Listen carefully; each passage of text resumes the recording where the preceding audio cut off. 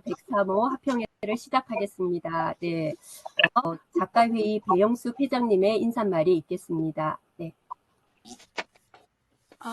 네, 반갑습니다. 오늘은 2022년 SS 작가의 세 번째 합평의 날입니다. 무엇보다 무사히 큰 수술을 마친 김종환 발행인과 조정훈 편집장의 무사기한, 표현이 좀 이상하지만 축하하는 자리이기도 합니다. 네, 큰 수술을 하신 두 분께 진심으로 감사 인사를 드립니다. 우리가 두 분 선생님 건강 회복, 기운, 한영을 꽃다발을 드릴 수도 없고 어떻게 해야 할지. 제가 회장 임무를 맡은 지 이제 6개월이 지나고 있습니다. 2년 임기의 4분의 1이 지나고 있는 것이죠. 그래서 문득문득 제가 작가회장으로서 어떤 역할을 지금 하고 있나 하는 생각을 많이 가져봅니다. 그러나 저는 삶에 있어서 항상 현재 여기에 그리고 주어진 여건에 최선을 다하고 살자는 사람입니다. 그래서 제가 할 수 있는 가장 작은 일부터 하려고 애쓰고 있습니다. 그래서 어떤 SS 신음 발굴 그리고 정기 구독자, 한 정기 구독자를 제가 회장 임기 동안 한 30명에서 50명 좀 할 수 있을까 하는 생각을 했는데 지금 한 10몇 명밖에 못했어요. 그리고 신인 발굴도 지금 2명 정도 막 이렇게 하고 있는데 한 5분 정도 할까. 그래서 여기 계신 임원님들이나 회원님들도 아마 제가 SS 회원으로서 SS에 기여할 수 있는 일이 무엇인가. 정기 구독자라도 좀 한 사람이라도 더 만들자. 아니면은 신인상 발굴에 좀 힘쓰자 이런 마음 좀 가져주었으면 하는 바람입니다.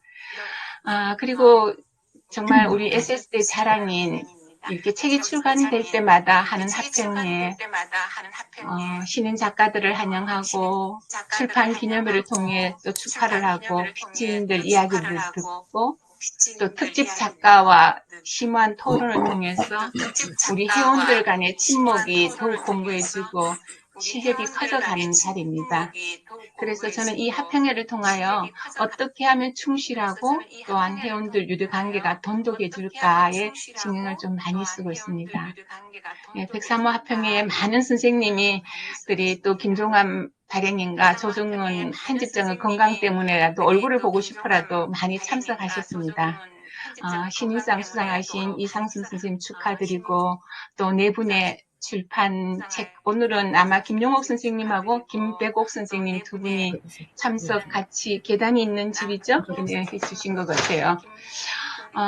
이제까지 우리는 SS 관례에 따르면 합평회에서 작가의 차원에서 출판 기념회를 해드리고 축하 꽃다발을 해드리고 있었습니다. 비대면이다 보니 꽃다발도 못 드리고 우선 박수로 축하드리고 소감 말씀드리도록 하겠습니다. 이제 일상화 되었으니까 조만간 대면으로 합평회 할 수 있는 날을 고대해 봅니다. 우리가 오늘 이렇게 왜 일상에서 여기 함께하고 있는지 수필이라는 것을 통해서 서로 품어주는 일로 따뜻해지기 때문에 이렇게 만나고 있는 것은 아닌가 이런 생각을 가져봅니다. 아무쪼록 오늘 참석하신 모든 분들의 뜻깊고 의미 있는 합평회가 되시고 또 좋은 여름 잘 하시고 8월 합평회 때 뵙도록 하겠습니다. 네, 감사합니다. 네, 감사합니다.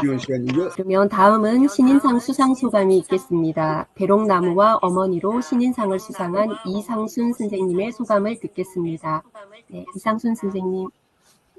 안녕하세요, 이상순입니다. 반갑습니다, SS 회원 여러분들, 그리고 임원단들.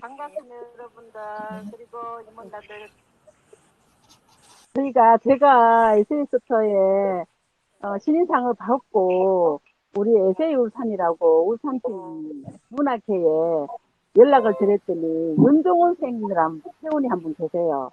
그분이 전화가 왔더라고요. 에세이스터가 대단한데 우리 울산에서 했다고 김종환 선생님 제자라고 그러더라고요. 그러면서 축하를 굉장히 많이 받았습니다.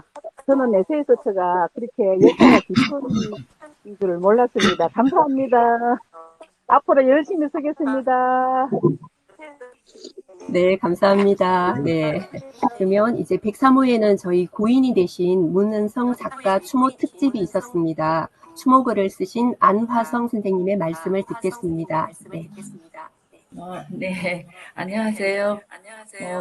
이렇게 쓰게 된 동기가 그 문은정 작가님하고는 굉장히 오랜 동안 친분이 있으셨어요. 그래서 그 많은 시간을 같이 하고 공유했기에 그분에 대한 많은 것들을 제가 알고 있어서 이 추모글을 쓰게 됐는데, 이 글을 쓰면서 느끼는 거는 삶과 죽음이 너무 가까이 있다는 거를 깨달았어요. 그래서 자기가 하고 싶은 일은 미루지 말고 그때그때 해야 되겠다는 생각을 참 많이 하게 됐어요. 그 선생님을 그렇게 오랜 동안 배워왔으면서도 막상 그 코로나라는 이 팬데믹 시대와 또 제가 고향에 집을 짓는 일로 인해서 그 만남을 미뤄오고 문병 한 번 못 가고 이 큰 일을 제가 겪게 됐다는 것 때문에 너무 많이 슬퍼하고 그 선생님에 대해서 제가 너무 많은 것을 놓쳤구나 그러면서 추모 글로나마 좀 그 위로를 드리고 싶고 가족들에게 위로를 드리고 싶었어요. 그래서 이 글을 쓰고 난 다음에 가족, 그 따님들이 어머니가 그렇게 행복하게 글 쓰는 작업과 사회생활을 한지 몰랐는데 하게 된 거를 알았다고 하면서 그 따님이 너무 행복해 했어요. 그러면서 어머니에게 대한 다시 한번 그 열심히 산 거, 그리고 글을 또 쓰셨던 거에 대해서 굉장히 본인들이 행복하게 느꼈고 엄마를 아주 아름답게 추억할 수 있고 추모할 수 있게 됐다고 SNS에도 너무 감사하고 또 제게도 고맙다는 얘기를 너무 했어요. 그래서 제가 뜻하지 않게 그 유족들에게 기쁨과 또 위로를 드렸던 걸 생각하면서 무슨 일을 당하든지 이제 그때는 그 열심히 만나는 것도 해야 되겠고 최선을 다해야 되겠다는 생각을 참 많이 하게 됐습니다. 네, 감사합니다. 네, 감사합니다. 네. 네, 다음은 신간 발표 소감입니다. 이번에 신간을 발표하신 분이 네 분이 계십니다.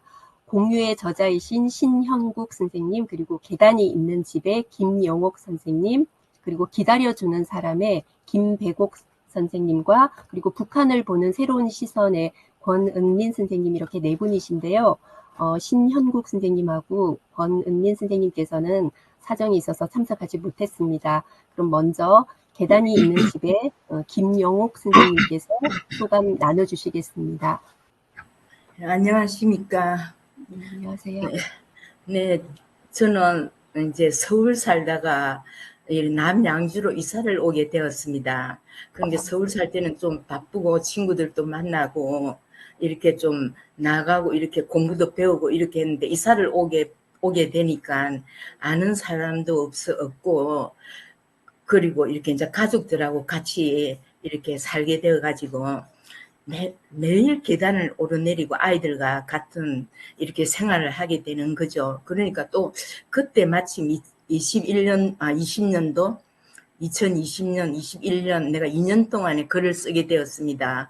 잘 나가지도 못하고 친구도 없고 하니까 이사를 오가지고 코로나 때문에 잘 못 나가고 하니까 그래서 제가 글이나 쓰자고 좀 다짐을 해가지고 글을 막상 쓰려고 하니까 소재가 집안에서 보내는 시간이 많으니까 이렇게 가까운 걸 소재를 이렇게 잡게 되더라고요. 그러니까 이제 우리 집에 계단이 있으니까 맨날 아이들하고 계단을 오르내리면서 이렇게 에피소드가 생기고 또 이렇게 하단을 가꾸면서 이렇게 또 이렇게 일이 생기고 또 마당으로 나가면은 또 이런 핫소들이 크고 하니까 그런 데에서 글이 많이 이렇게 생각이 되더라고요. 그래가지고 이제 2년 동안 글을 쓴 것 같아요. 2년 동안.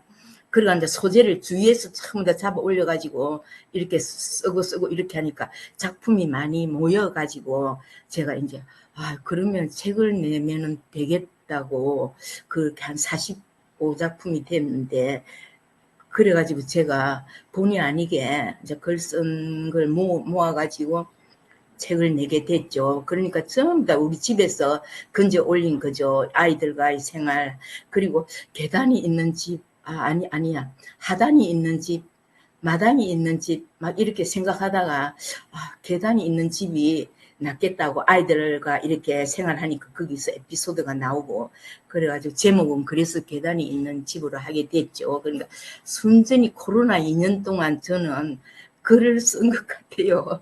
그러니까 집안에서 글을 쓰고 보고 이렇게 주위에 있는 거를 이렇게 쓰다 보니까 자꾸 또 쓰게 되더라고요. 그래가지고 저는 예전에 독서도 많이 하지 못했습니다. 그런데 이제 좀 늦게 수필이라는 과목에 입문을 해가지고 공부를 하게 되니까 자꾸만 생각하니까 쓸 게 나오고 또 써야 되겠다는 그런 마음도 가지게 되고 하니까 그냥 계단이 있는 집 그렇게 쓰게 됐죠. 제 책 보면 알겠지만 제 주위에 소소한 걸 쓰고 또 너무 부족한 게 많죠. 많지만 저는 자꾸 배워 나가니까 좀 글 쓰는 게 발전이 있었으면 좋겠습니다. 그래서 계단에 있는 집으로 제목을 정해가지고 발표하게 되었습니다. 감사합니다. 네, 감사합니다. 잘 들었습니다. 네. 네. 네, 그러면 기다려주는 사람의 김배곡 선생님 소감 듣겠습니다. 네, 감사합니다. 김백옥입니다. 집은 전주고요. 제가 이번에 기다려주는 사람이라고는 그 책을 냈거든요. 이 책을. 네. 그랬죠. 순천에 있는 전라지회 안규수 회장님이 있어요. 그래서 그분한테 에세이스트 명단을 달라고 했더니 싹 보내주셨더라고요. 근데 한 180명 정도 되더라고요. 거의. 그래서 다 붙여가지고 보냈어요. 보냈는데 일부 경상도 쪽으로 이렇게 좀 못 보내고 전라도 지방이나 서울 지방은 다 보냈습니다. 책을. 근데 그 보내놓고 보니까 참 인생에 살면서 이런 보람이 있는 일이 있구나 이런 생각을 했어요. 제가 사실 별로 잘된 책도 아닌데도 막 어떻게 그 격려의 편지 뭐 좋다는 얘기가 들어오고 해가지고 늘 그 격려의 편지를 메일이라든가 이런 그 카톡 같은 걸로 막 보내오는데 참 삶의 행복을 느꼈습니다. 보람을 느꼈습니다. 그리고 특히 제가 자랑스럽고 감사한 것은 19년도에 제가 에세이스트하고 한국수표하고 같이 등단이 됐어요. 왜냐하면 에세이스트에서 5편을 제출하라고 하더라고요. 그래서 5편을 똑같이 제출했어요. 이쪽에도 보내고 이쪽에도 보내고. 근데 공교롭게도 양쪽에서 다 같이 등단을 시키겠어요. 그래서 저는 두 군데서 등단을 동시에 된 거죠. 그래서 돈도 좀 들었죠. 그런데 이게 진행해 보니까 에세이스트는 매우 가족적이고 아주 유대가 좋아요. 그래서 난 애착심이 많고 정말 정이 있어요. 그런데 이 한국 수필은 뭐 그런 것이 없어요. 지금 없어. 그냥 1년에 한 번인가 두 번인가 그 질품 하라고 하면 그것만 하고는 말고 그래요. 그래서 차이가 있다. 그렇게 생각이 되고 제가 올바른 생각인가는 모르겠습니다만 그 한국 수필은 그 범위가 넓은가 에세이스트보다 더 훨씬 참가자가 많은가 그건 잘 모르겠습니다만 그런 것 같아요. 제 생각으로는. 그 참고로 아시는 분 계시면 좀 답해 주시면 좋겠고 수요 전주에가 신화문예가 있습니다. 신화문예 대학이 있어가지고 거기를 수필반을 나가고 있는데 그 이제 같이 공부하는 사람 중에 김순길이라고 하는 그 문우가 있습니다. 그 양반도 같이 우리 에세이스트 동기고 그렇게 해서 지금 참 공부도 열심히 하고 자랑스럽게 생각하고 그런 거 하고 있습니다. 생각난 대로 다시 또 말씀드리려고 다른 분 바톤 댕기겠습니다.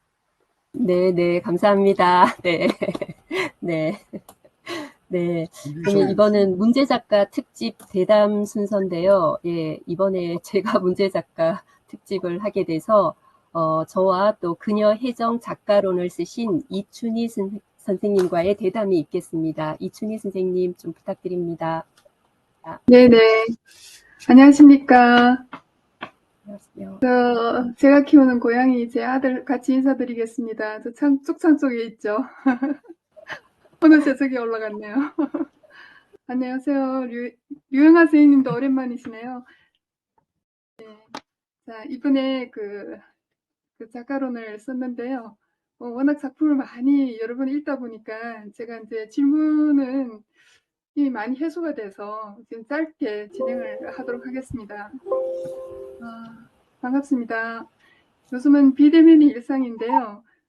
제가 제주도에 멀리 떨어져 있는 저로서는 이런 일상이 더 좋아졌다고 생각하고 있습니다. 왜냐하면 이렇게 서울에 가지 않아도 이렇게 만날 수 있으니까요.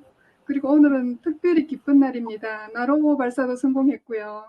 그리고 우리 지금 김동완 선생님하고 조성환 선생님 두 분 모두 이렇게 건강하신 모습으로 이렇게 뵙게 되니까 진짜 너무너무 기뻐요. 다시 한번 이미 말씀을 드렸지만 다시 한번 축하드리고요. 그리고 또 이번 103호 필지인 여러분하고 신인상 등단 작가님 모두 인사 올립니다. 이번 특집은 혜성처럼 나타난 우리 혜성 선생님의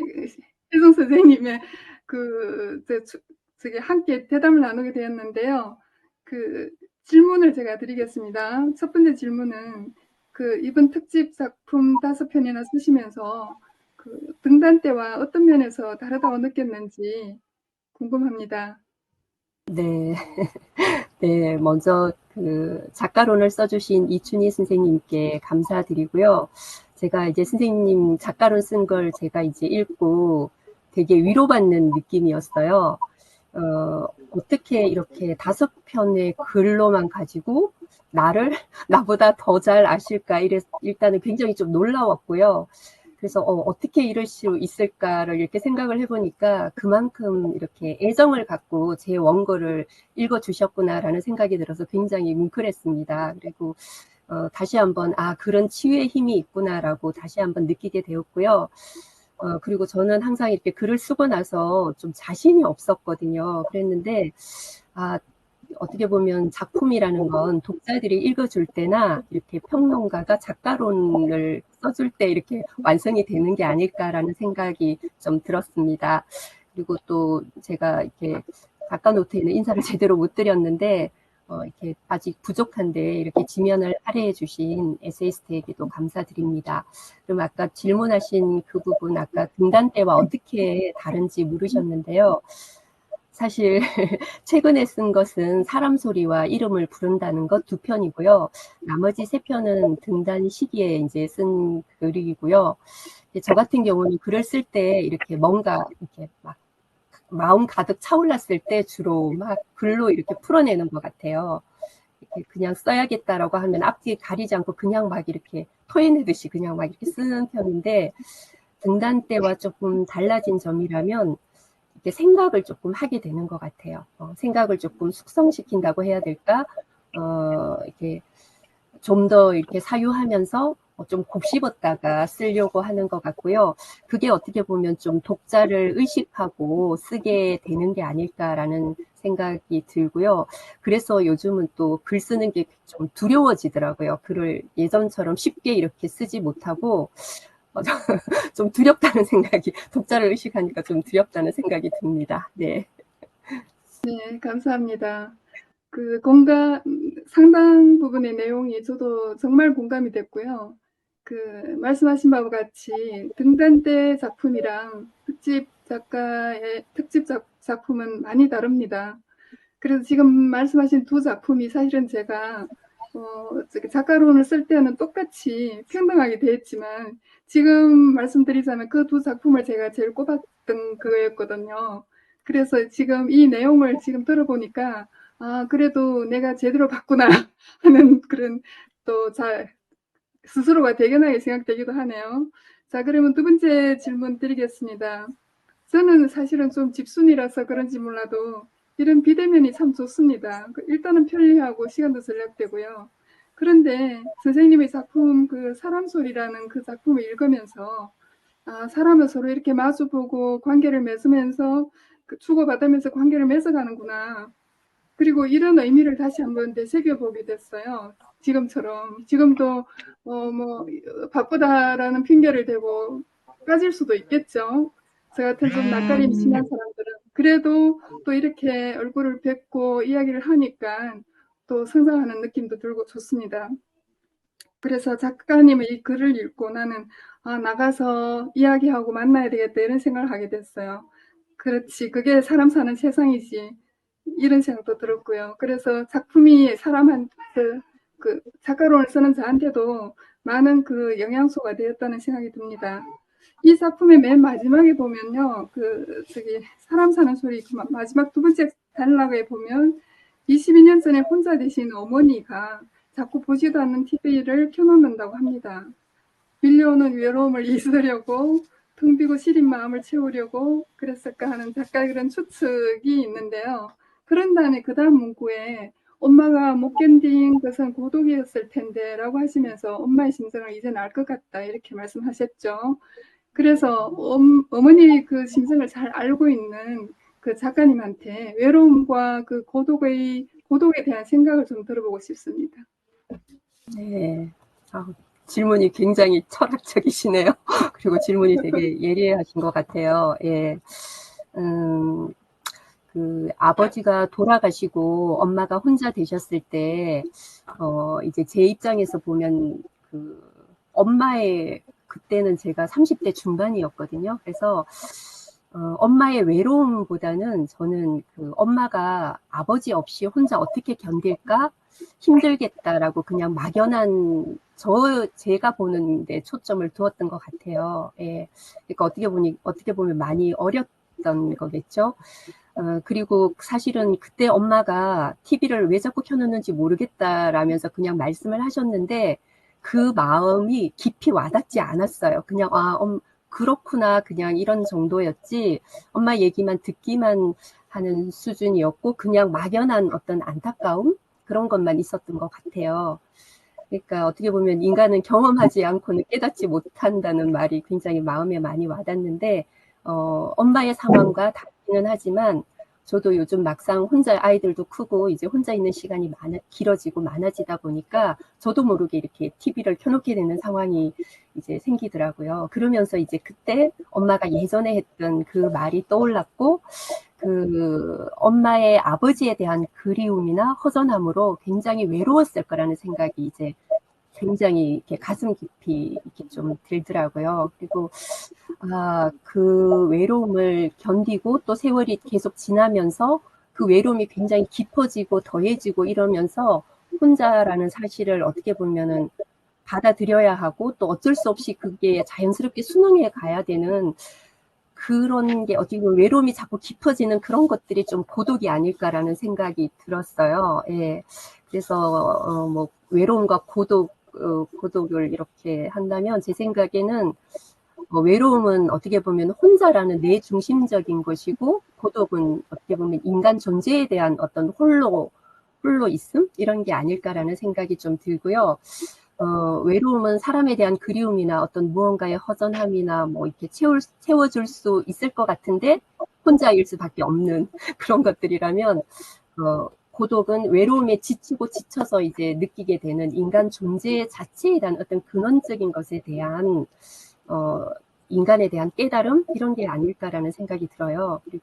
그래서 뭐 외로움은 어떻게 보면 좀 개인적이고 욕구와 좀 관련된 것일 수도 있고 고독은 어떻게 되면은 이렇게 좀 광범위하게 인간 전체적인 것이라고 정리하면 될지 잘 모르겠어요. 네, 제 생각은 고독이라는 건 외로움의 끝이라고 할 수 있지 않을까라는 생각이 좀 들고요. 그래서 외로움이라는 걸 정말 있는 그대로 내가 받아들이게 될 때 참된 고독이라 그러면 좀 웃기는 말일지 모르겠는데 그게 바로 고독이 아닐까라는 생각이 듭니다. 그리고 저도 점점 이렇게 나이가 들면서 엄마를 조금씩 이렇게 이해하듯이 고독이라는 것도 저희들이 외로움을 깊이 느끼면 느낄수록 또 그 외로움이라는 걸 그냥 있는 그대로 받아들이고 그러면서 홀로라는 인간 존재를 깨닫게 되는 것 같습니다. 답이 되는지는 잘 모르겠습니다. 네, 이상입니다. 네, 감사합니다. 저는 그 외로움과 고독을 저도 많이 생각했었거든요. 외로움은 어떤 피부로 느끼는 뭐 욕구와 연결된 피부로 느끼는 것, 그리고 고독은 정신적인 향유 이런 쪽으로 저는 좀 미화하는 그런 경향이 있었습니다.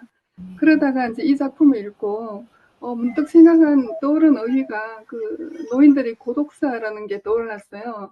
그래서 이 고독이 내가 늘 그 말했던 그 고독은 배부른 소리였구나 하는 생각이 들면서 선생님이 이 부분을 지적하셨구나 하는 생각이 들어서 한번 여쭤봤는데 좋은 답변이었다고 저는 생각이 되고요.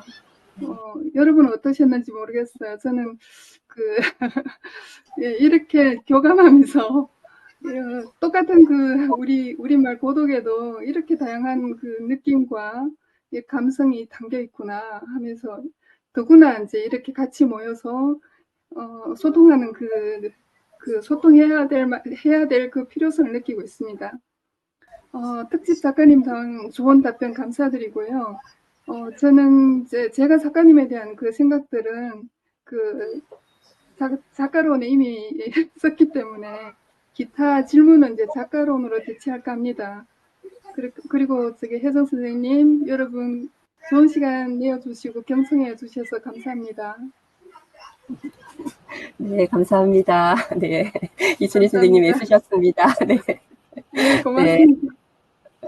네. 그럼 다음은 103호에도 좋은 작품이 굉장히 많았는데요. 필진 여러분들의 후감을 듣는 순서인데요.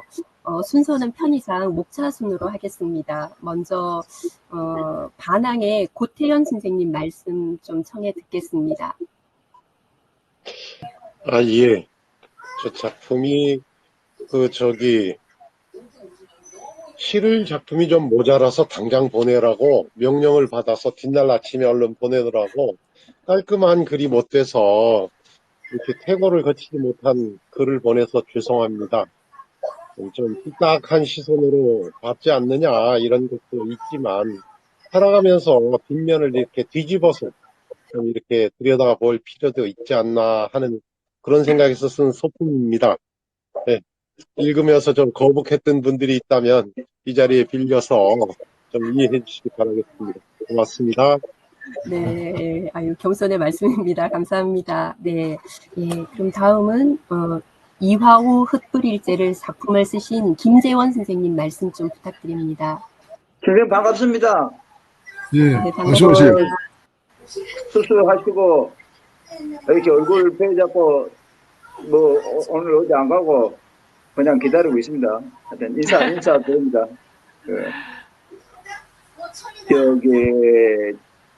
저도 SOS를 받고 그냥 저장돼 있던 그 선언 글을 보냈는데 제가 이제는 어디를 가든지 가장 이건 나이 많은 축에 속해가지고 오늘 또 초청한다고 그랬는데 안 나오면 이상할 것 같아서 나왔는데요. 그 작품을 보낸 거는 제가 요새 옛날로 돌아가가지고 옛날 우리 학교 다닐 때 쓰던 자고 가는 저구르마 월탄 박종환 선생 작품을 그걸 지금 7권을 읽고 있으면서 거기에 나오는 남녀 간의 사랑 이런 거를 쭉 보다가 임혜창에 대한 얘기를 쓰고 김부용에 대한 얘기까지 쓰고 또 황진의 얘기까지 쓰고 그리고 그 다음에는 또 송강 경철과 강화에 대한 얘기 또는 양녕대군과 경남인가 대한 얘기 그런 얘기들을 쓰는데 이걸 내면서도 이거 우리 에세이스트 그 작품 내용에 맞는가 그런 걱정도 하고 SOS를 치니까 내긴 내서 실어주기는 했는데 그 다음부터 또 이런 작품을 내도 될 것인지 안 될 것인지 잘 판단도 안 되고 냈는데 하여튼 오늘은 김병환 선생님하고 김병환 선생님 수술을 했다는 얘기를 듣고 얼굴이라도 보려고 기다리고 있다가 얼굴 내밀고 그렇습니다.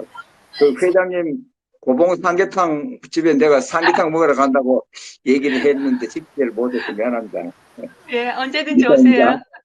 예, 예. 네, 그러면 아리랑 아라리로의 조순희 선생님 말씀 듣겠습니다. 네, 안녕하십니까.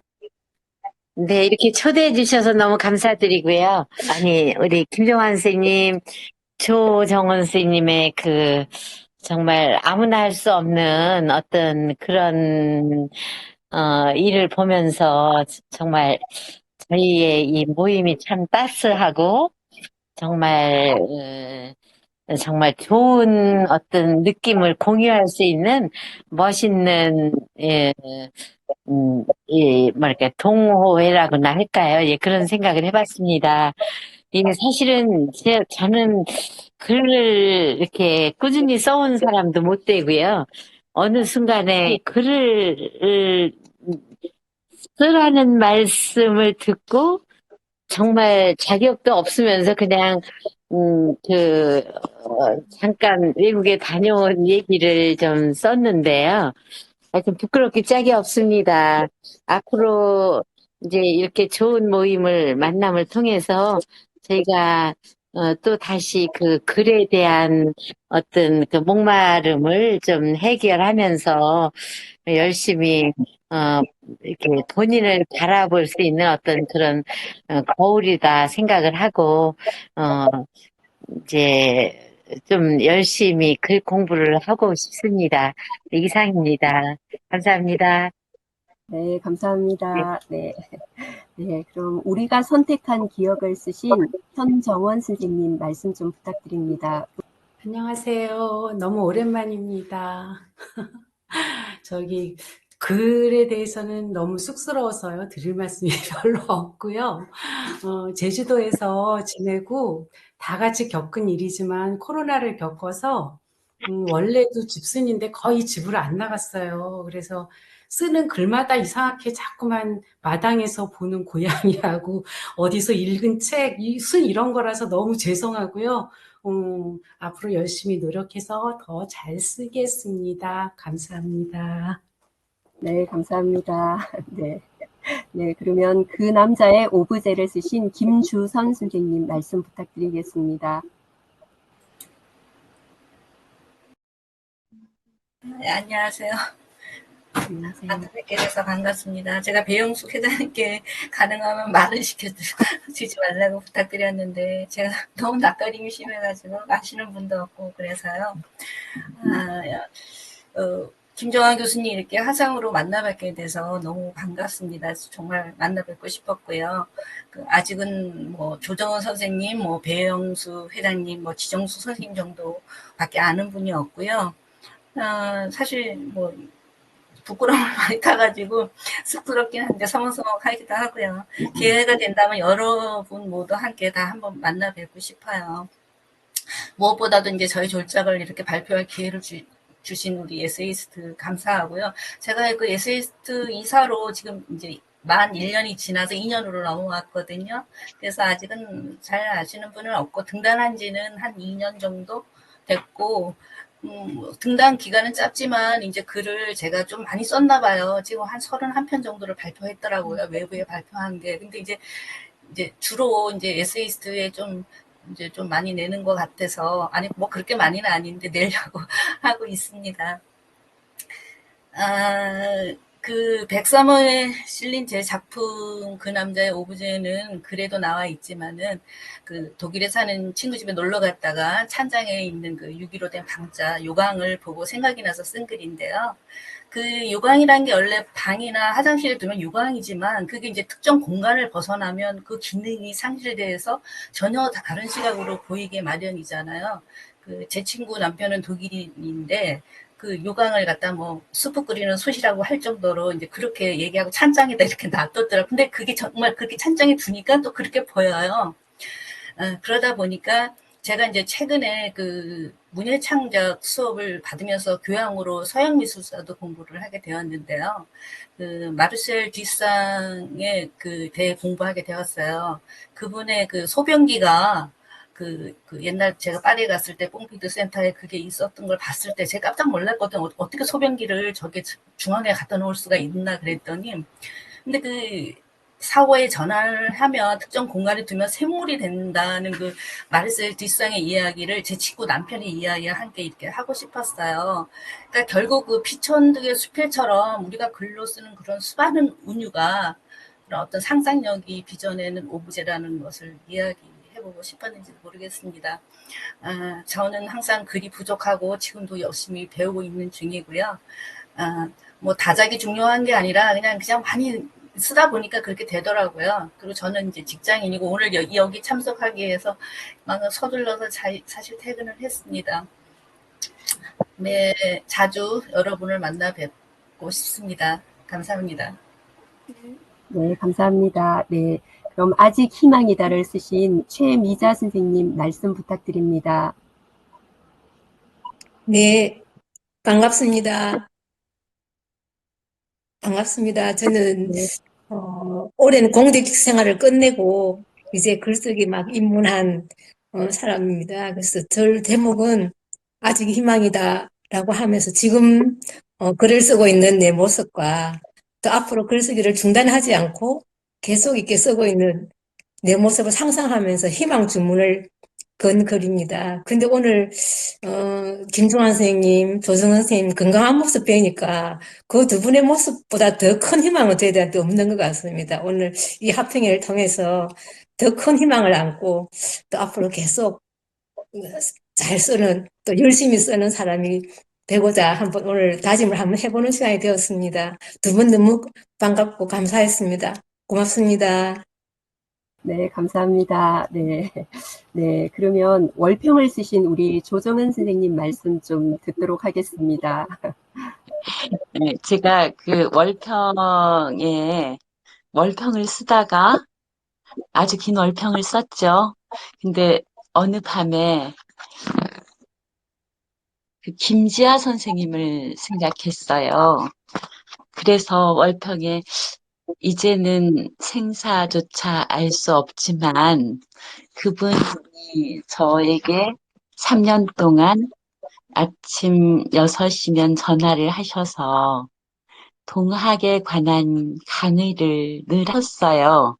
저는 이제 그분은 그냥 안부 전화처럼 했지만 그게 저는 강의라고 봤고 그거를 많은 부분 녹음을 떠서 아직도 제가 저장을 하고 있는데 그때 저는 하나도 그걸 알아듣지 못했고 최근에 김종환 선생님이 뇌출혈을 앓고 뇌출혈 상태에서 수술을 하고 깨어난 다음에 정신이 온전히 돌아오지도 않았을 때 도울 선생님의 동경대전을 굉장히 열심히 읽으시고 유튜브 강의를 들으시면서 다시 우리가 동학으로 돌아가서 이야기들을 굉장히 많이 나눴어요. 그런데, 요번에 이제 그 동학을 어렴풋이 얘기하면서 월평 중간을 이렇게 쓰고, 그때 이제는 생사조차 알 수 없는 저한테는 그분은 당신 생애에 단 한 명의 제자가 있다고 하면서 제게 제자증까지 써주고 호도 지어줬어요. 운문이라는. 근데 이제는 생사조차 알 수 없는 그 스승을 생각하던 그 밤에 저는 굉장히 아주 큰 어떤 감정이 일어서 울었어요. 그리고 그로부터 한 일주일도 안 돼서 그분의 부음을 듣고 빈소에 다녀왔고, 빈소에 갔을 때는 이제 여러 지인들하고 어수선하게 가서, 슬픔을 느낄 겨를도 없이 웃고 떠들다가 돌아왔는데, 최근에 제가, 아마 제가 20대를 지나서 처음으로 엄마 아버지가 돌아가셨을 때 빼놓고 가장 큰 통곡을 해본 것 같아요. 김지아 쌤이 돌아가시던 빈소에 다녀오던 그 밤에. 그리고 그것으로 또 제 수많은 제가 태어나서 63년을 사는 거는 그것이 한 생이 아니고 그 63년의 세월 속에는 수많은 생들이 끼어 있는데 그중에서 아주 중요한 한 생이 끝난 것 같은 통곡의 밤이 아주 기억에 남고 그래서 이번 월평이 저한테는 의미가 있었습니다. 좋은 글 써주셔서 감사합니다. 작가님들. 네, 감사합니다. 네, 그럼 마지막으로 우리 발행인이신 김종환 선생님의 총평을 듣겠습니다. 네. 오늘 하평회를 이렇게 지켜보는데 참 기분이 좋네요. 우리 선생님들 한 말씀 한 말씀이 어쩌면 평범한 말 같은데 이 평범 속에 어떤 깊이 같은 것들이 느껴지고 그리 보니까 그러니까 우리가 좀 나이를 먹었더라고요. 그러니까 이게 지금부터 17년 전에 우리 하면서 이렇게 둘러봤던 그 사람들하고요. 지금 우리하고 둘러보는 그 사람들이 사실 좀 바뀌었어요. 바뀌면서 세월을 그냥 보내는 건 아니로구나. 이 세월 속에서 다 이렇게 익어가구나 라는 것을 새삼 느꼈습니다. 지금 우리가 이제 비대면 합평회를 하면서 사실 이제 우리가 가장 중점을 두는 게 특집 작가와 특집 작가 대담이죠. 물론 이제 그걸 굳이 대담 않고 그냥 넘어간들 우리가 대담하고 못한다고 해서 뭐 얼마나 깊게 이야기하는 것도 아닐 텐데 넘어가겠지만 그리고 넘어가도 괜찮겠지만 우리가 그분들의 작품을 다시 한번 여기서 우리가 다시 한번 생각해 보는 것. 그러니까 이번에 제가 뭘 읽다가 영국의 소설가 스티븐슨의 이야기인데요. 희망을 갖고 여행하는 것은 목적지에 도착하는 것보다도 훨씬 중요하다. 그러니까 우리가 희망을 갖고 이 살아가는 요 과정 자체가 중요하다는 것. 그 결과 살고 나서 결산했을 때 저 사람 자기들이 업적으로 뭘 이뤘고 뭐 어쨌고 라는 그 목적보다는 이룬 것보다는 우리가 그 희망을 갖고 내가 추구하는 것을 찾아서 이게 가는 요 과정이 중요하다는 것. 사실은 제가 2년 동안 죽었었죠. 그 죽음의 계곡을 드디어 이제 나왔는데 그때 저는 그 이전에는 제가 사실은 제가 가장 비밀로 삼는 게 뭐니 내가 허무주의자라는 것을 제가 엄청난 비밀로 삼어 누구도 눈치 못 채게 하려고 그래 항상. 근데 내가 엄청난 허무주의자거든. 그래서 아이고 사실 이 정도 살았으면 있지. 이 정도 살았으면 그냥 죽어도 되는 거지 뭐. 내가 더 산들. 내가 젊고 한참 활동했을 때 겨우 했던 게 이건데 이제는 다 한 생을 다 살고 나서 요 나머지 갖고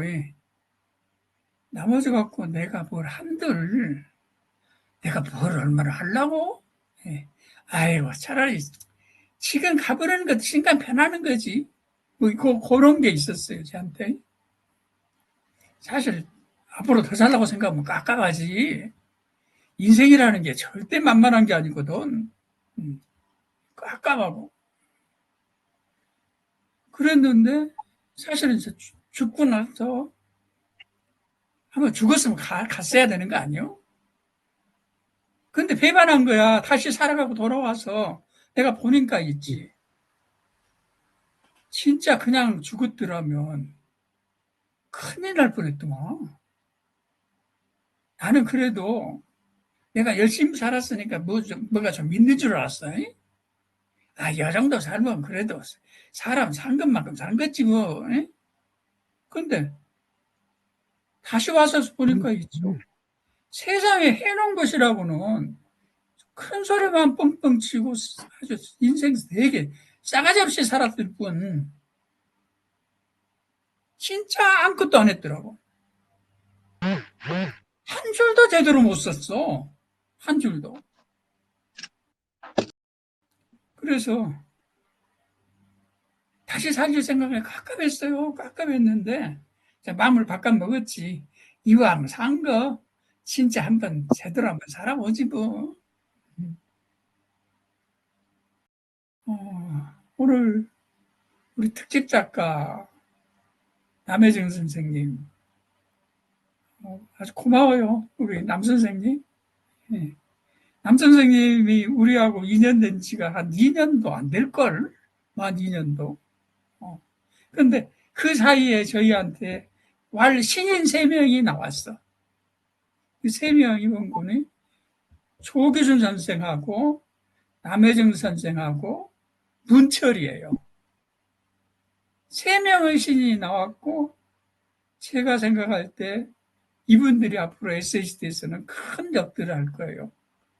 그런데 이 문학단체라는 게 역을 맡으면서 사람이 커요. 아무 역도 맡지 않고 있지. 그냥 나는 적당히 구경이나 하면서 내 개인적인 발전하면 되는 거지. 적당히 구경. 근데 이상하게 적당히 구경하면서 문학적 세계는 안 커. 자기가 뭔가 책임을 지고 뭐어쩌고 하려고 하는 거. 그러니까 무언가를 추구하는 삶. 그러니까 그 사람의 인생이 뭘 이룬다는 것은 사실은 다 분명히죠. 뭘 이룬다 해봤자 다 객관적으로 노벨 문학상을 받고 노벨상을 받고 그런다면야 이것이 되겠지만 그러지 않는 상황에서는 어쩌면 노벨상을 받은 사람마저도 내가 무엇을 했다냐 할걸. 문제는 뭔거니 그가 무엇을 이뤘냐가 아니라 그의 인생을 지킨 것은 그가 무엇을 추구하기 위해서 어떻게 살아왔냐가 그의 인생을 지키는 거지. 마지막 그가 획득한 그 열매가 아니더라고. 그런 면에서 이 문학단체라는 것은 누군가가 어떤 역을 맡으면서 뭔가 이렇게 하면서 성숙해지는 거고. 그래서 우리 유영아 선생이 서울지회장을 맡은 것에 대해서는 저는 대단히 기뻐하는 바입니다. 그 직을 맡으면서 우리 유영아 선생이 아주 깊어질 거예요. 이게. 그리고 우리 이제 이춘희 선생님이 요즘에 우리 특집평을 계속 쓰시는데 힘드실 거예요. 힘드시는데 기꺼이 또 맡아 하시더라고. 맡아 하시면서 이분의 세계도 정말 깊어지는 것 같아요. 그러니까 일 속에서 사람이 크지 적당히 구경 갖고는 사람이 크지 않아요. 그런 면에서 우리 이춘희 선생님 정말 고마워요. 아주. 그리고 제가 이렇게 딱 아파서 누워버린 것이 지금 2년입니다. 만 2년이 돼가는데, 근데 한때는 선망 상태로 정신이 오락가락했을 때도 있었고, 또 그 이후에는 그 2년이 제가 때를 잘 맞춰서 아픈 것 같아. 코로나 시대에 딱 아파가지고 우리한테 충격이 좀 덜해. 그래서 코로나 끝나면서 또 나타나기 시작하니까. 근데 그 2년 동안 정신 차리면서 그 2년 동안 나름으로는 참 의미 있는 세월을 보냈어요. 2년 동안 제일 아팠던 것은 내가 실패했다는 것에 대한 철저한 반성. 그리고 나에게 중요한 역할을 했던 그것들에 대해서 내가 다시 한번 공부하는 시간. 그래서 그렇게 해서 이렇게 공부하는 시간들을 가졌고, 그래서 요 2년을 시계를 잘 맞춰 잡아가지고 2년을 그냥 몽땅 손해 봤다는 느낌은 안 듭니다. 한번 이렇게 아파본 것, 너 한번 죽어봤어? 라고 말할 수 있는 게 이게 특권이요. 한번 죽어본 다음에 말해봐. 어쩌고 이렇게 말할 수 있다는 게 특권이라고. 그래서 저희가 그러면서도 뭔가가 또 한쪽에서 또 일이 이루어졌어요. 이제 제가 서울지혜가 이렇게 하고 무달 때 제가 이제 말했던 게 뭔가니 지혜 활동대로 열심히 해라. 행복하게 거기에 있는 사람들끼리 행복하게 살면 되는 거고 그 행복하게 가장 잘 사는 데가 어딘 거니? 부산이에요, 부산. 부산지의 사람들은 진짜 행복해, 이 사람들은. 근데 어쩌면은 제가 봤을 때 서울지혜가 그럴 수도 있을 것 같아. 우리 유영아 선생이 여기서 역을 잘 하시면은 서울지혜가 행복한 모임으로 될 수 있을 것 같아요. 그래서 이렇게 지휘 활동도 하고, 그러면 이제 우리가 이 중앙, 이 에세이스트 작가회의는 또 그 각 지혜가 이렇게 활동하는 것 위에, 그 토대 위에서 새로운 것들을 이렇게 모색할 수 있으니까요. 우리가 새롭게 움직여서 아주 활발하게 에세이스트가 전개될 겁니다. 그런 면에서 가을 세미나를 기다리죠. 가을 세미나를 정기로 해서 우리가 이제 한바탕 확 바꿔보게요. 가을 세미나 때 한바탕 놀아봐. 놀다 보면 새로운 기운들이 날 것 같아요. 이렇게 밤에 이렇게 모여주셔서 너무 감사합니다. 수고하셨습니다. 네, 감사합니다. 네. 다들 이렇게 시간 내서 참석해 주시고 함께 해 주셔서 감사합니다. 더군다나 또 김종환 선생님과 조정환 선생님이 이렇게 건강한 모습 뵐 수 있어서 더 감사한 시간이었던 것 같습니다. 네, 이상으로 103호 화평회를 마치겠습니다. 참석해 주신 작가 이사님께 감사드립니다. 다 함께 박수로 마치겠습니다. 감사합니다. 네.